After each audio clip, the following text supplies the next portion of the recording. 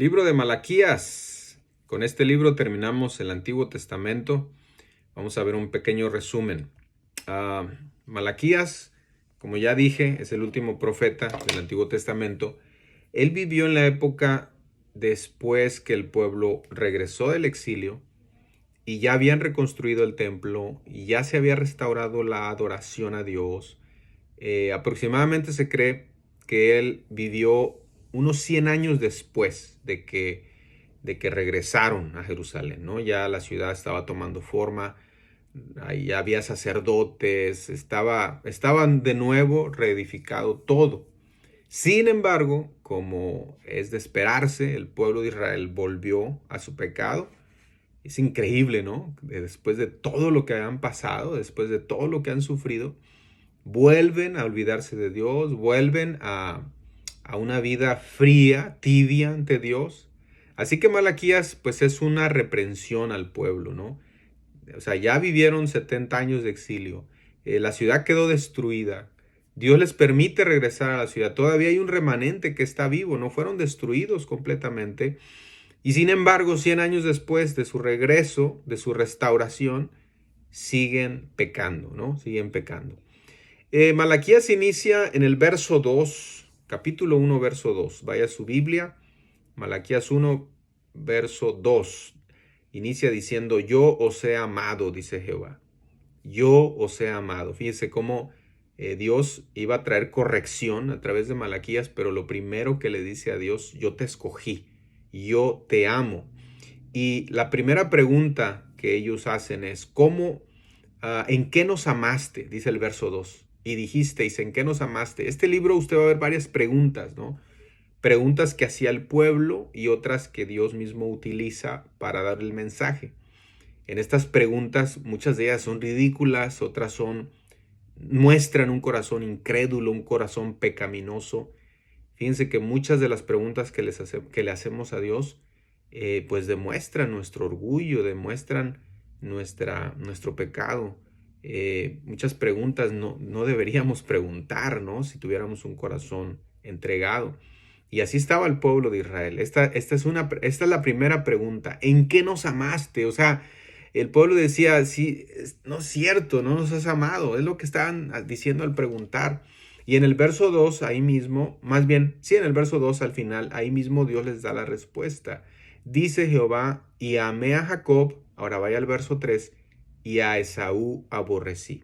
¿Qué quiere decir esto? Bueno, que Dios escogió a Israel.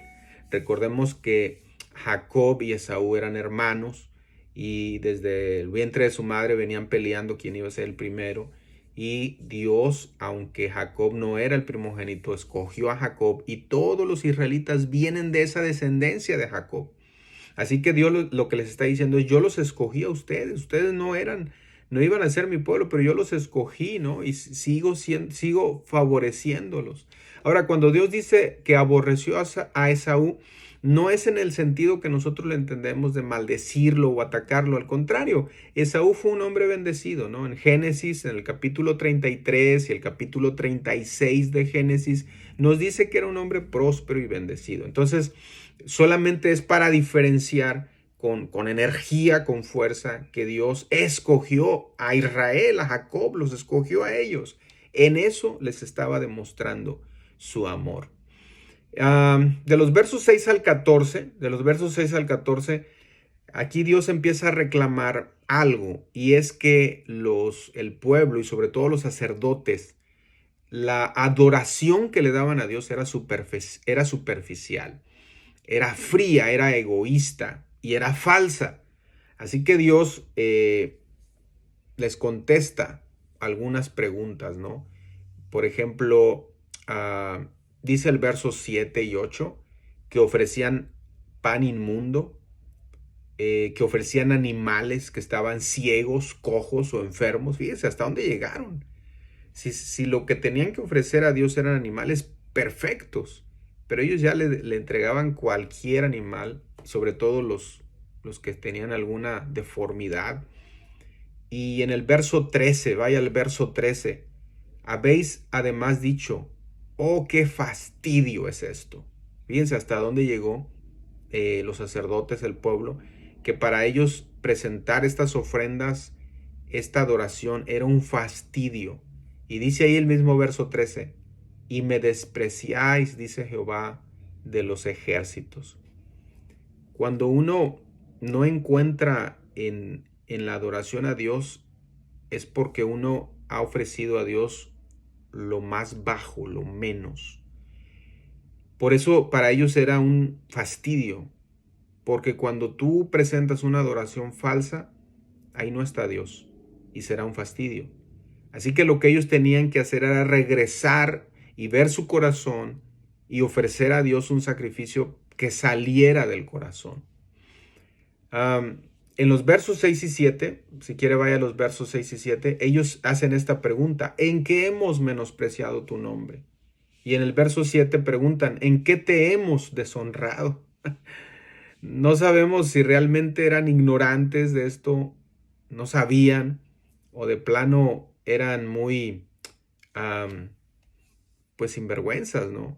Para preguntar sabiendo que le estaban ofreciendo a Dios animales ciegos, animales enfermos, cojos. Y cierra el capítulo 1 cierra con el verso 14. Cierra así al final del verso 14, lea al final, dice: porque yo soy gran rey, dice Jehová de los ejércitos, y mi nombre es temible entre las naciones. Simplemente ellos no estaban tratando a Dios como un gran rey. Dios les dice: yo soy gran rey. Debo ser temido, debo ser honrado. Así que, hermanos, cuando ofrezcamos adoración superficial y poco sincera a Dios, no lo honramos como un gran rey.